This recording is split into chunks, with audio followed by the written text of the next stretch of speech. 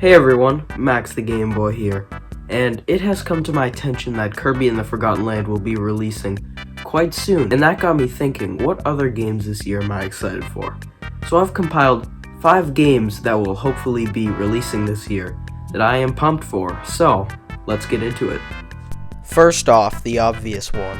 Kirby and the Forgotten Land will be releasing March 25th and looks like an absolute blast. I haven't played the demo yet, but at this point I might have to just go into it blind. The public appeal seems to be very good, and as per usual, Nintendo puts their heart and soul into the graphics, and this game looks like it'll be creating a whole new Kirby experience. This 3D Kirby game is sure to be a success, and it's about time we had another Kirby game. If you've watched my analysis video of the Breath of the Wild 2 trailer, you know I've been very excited for Breath of the Wild 2 to come out. The amount of theorizing I and many other Zelda lovers have done, and the cool new concepts that this game is showing off, perfectly illustrates the hype for this game and how everyone's pumped for it. I'm really hoping Nintendo doesn't delay the release again, because this game looks incredible, and I'd love to play the sequel of Breath of the Wild in 2022. Cuphead was a one-of-a-kind video game experience where two cups had a hell of a time duking it out with the devil himself and collecting contracts for him. Cuphead showed off the vibrant 1930s art style with a bullet hell fit for the devil himself, and when DLC got released, I was super excited to try it out. Of course, this was back in 2018.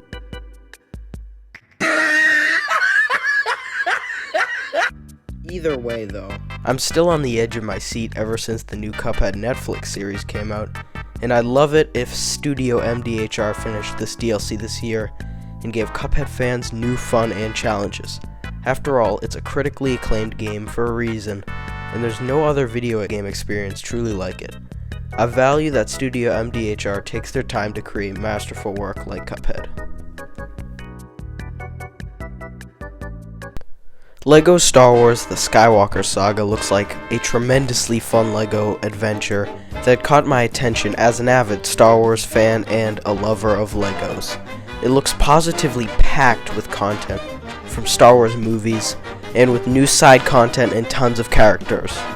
Although I'm not the biggest fan of the sequel trilogy, this game looks like a ton of fun and a massive new addition to Star Wars LEGO games.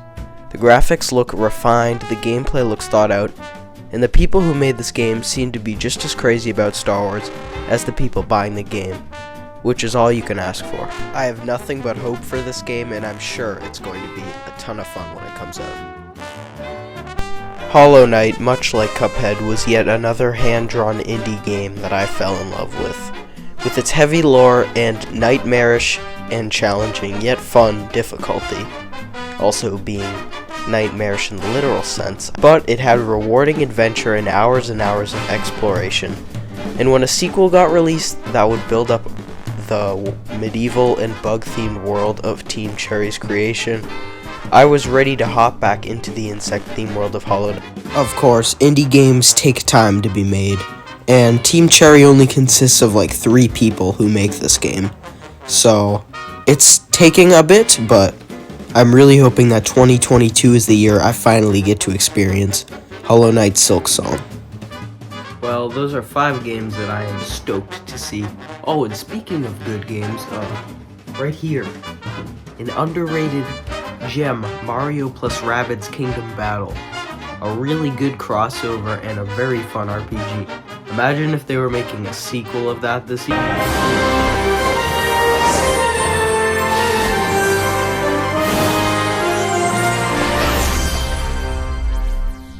Oh yeah, I totally forgot about that new Pokemon game. Oops.